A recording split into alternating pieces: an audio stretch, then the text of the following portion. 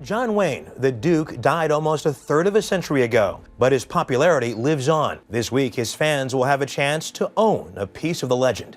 For decades, John Wayne's Newport Beach mansion stayed completely sealed. No one touched the letters, the photographs, or the private belongings hidden inside after his death in 1979. But now, years later, those forgotten belongings are revealing a side of John Wayne that the public was never meant to see. Because hidden inside were priceless movie props, personal notes, strange collections, and painful memories that had remained hidden from the world for years.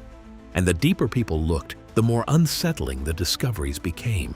So what exactly had John Wayne kept tucked away inside his mansion for all those years? Let's find out. Behind the cowboy legend. John Wayne was born as Marion Robert Morrison on May 26, 1907, in Winterset, Iowa. When he was born, he weighed 13 pounds, and local newspapers even talked about it. His life almost ended early when he fell into an icy creek at only 3 years old, but a stranger pulled him out and saved him. In 1914, his family moved to Glendale, California, after his father's business failed. Life changed quickly there.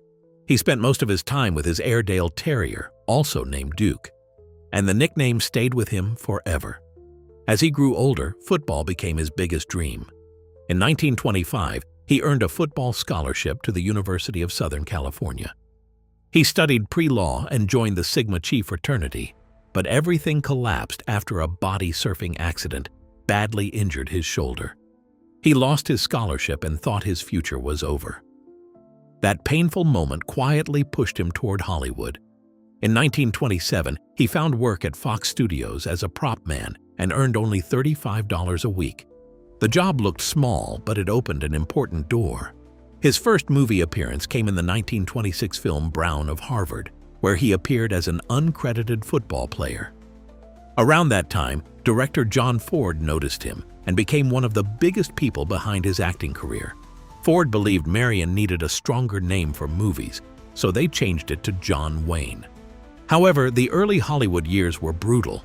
Between 1930 and 1939, Wayne acted in more than 80 low-budget westerns. Some of the low-budget westerns he acted in took only 2 days to make. He often survived on one cheap meal a day and nearly quit acting in 1938 because success seemed out of reach.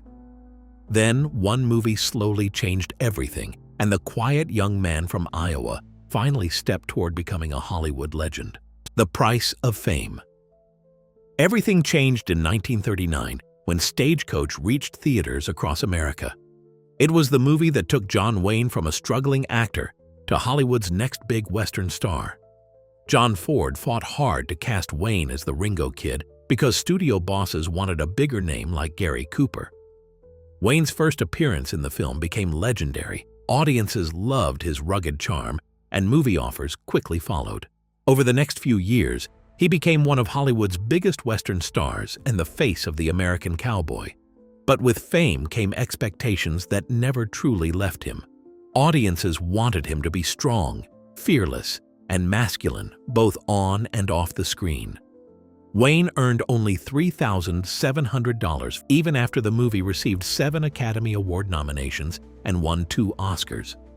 Soon, audiences expected him to stay strong, fearless, and masculine in every role he played.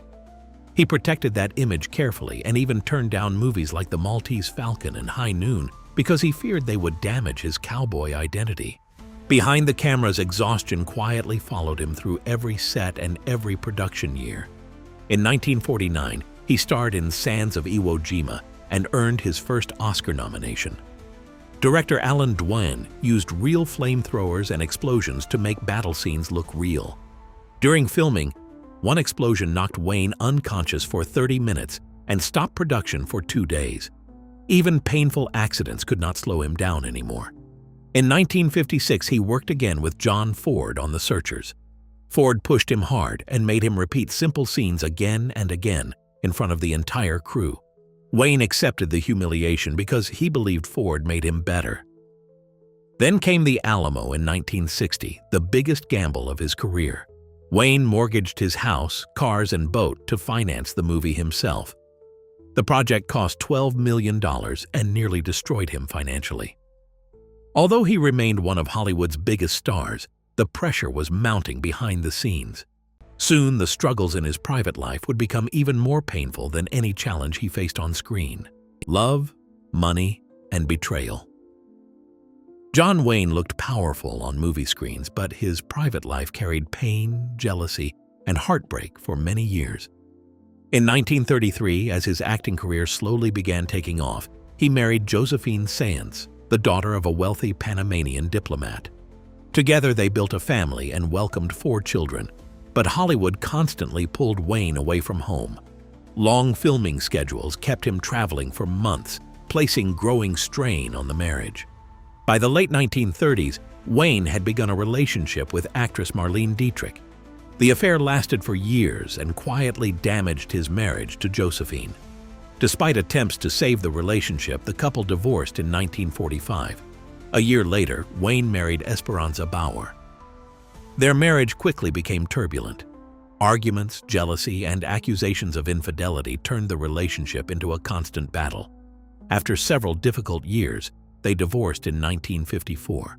That same year, Wayne married Pilar Palete. For a time, life seemed more stable. They had 3 children together and spent years building a comfortable life. During the 1960s, Wayne purchased a large waterfront mansion in Newport Beach, California. The property became his private escape from Hollywood and the place where he spent much of his later life. But as the years passed, cracks appeared in the marriage.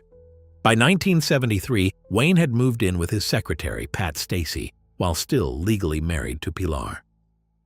Behind the walls of the Newport Beach mansion, tensions grew over money, property, and Wayne's growing fortune. When Wayne died in 1979, the mansion became the center of an unexpected family conflict. His controversial will left Pilar with nothing and placed most of the estate in the hands of his 7 children. Disputes soon erupted over money, personal possessions, and ownership of items connected to his legendary career. As the years passed, many of Wayne's belongings remained locked away in storage. The mansion and its contents became surrounded by mystery. Then, in 2011, storage rooms connected to the estate were finally opened, revealing a collection that few people knew even existed. Vault finally opened. For more than 30 years, John Wayne's private belongings stayed hidden from the world inside locked storage rooms after his death in 1979. His Newport Beach mansion became silent, almost frozen in time.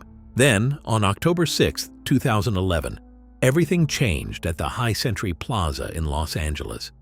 More than 700 personal items from Wayne's life finally appeared before the public, and the discoveries shocked even his biggest supporters. Dust-covered boxes revealed old movie props, handwritten scripts, private letters, family photographs, furniture, and deeply personal objects nobody expected to see.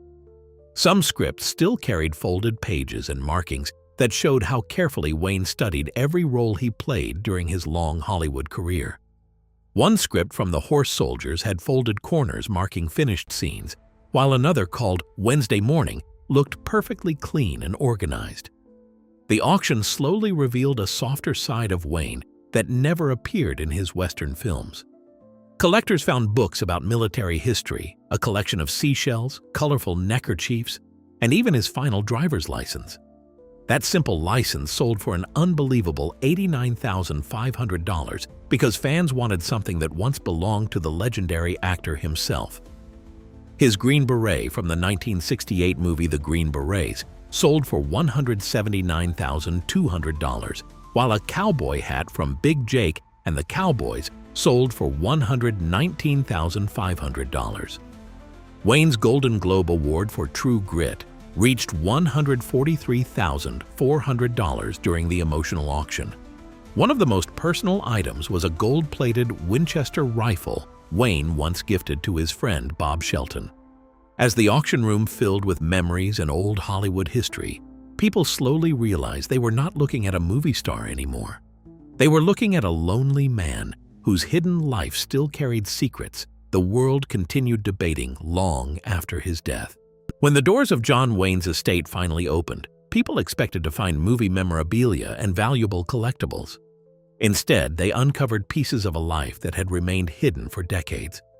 The contents of John Wayne's estate revealed a side of the Hollywood legend that few people had ever seen. I hope you enjoyed this video. Make sure you give it a thumbs up. Also, consider subscribing to the channel if you haven't already, because we'll be uploading more incredible stories like this one in the coming weeks. Until then, see ya.